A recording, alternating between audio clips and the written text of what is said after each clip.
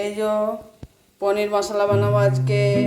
এই যে পনির নিয়েছি 200 গ্রাম, ক্যাপসিকাম, বিনস, কাজু পোস্ত বাটা। এই যে মশলা করছি, ফ্রাই করছি, কাজু পোস্ত, তারপরে কিশমিশ সব রকম দিয়ে মশলা করে করে নিচ্ছি। টমেটো পিউরি করে নিচ্ছি, এগুলো ফ্রাই করে নিচ্ছি।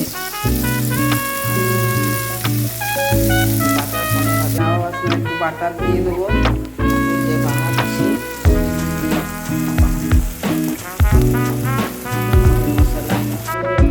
স্বাদ মতো লবণ দিয়ে দিলাম, স্বাদ মতো চিনিও দিয়ে দিলাম, পনির দিয়ে দিলাম। এটা দেওয়া হয়ে গেল।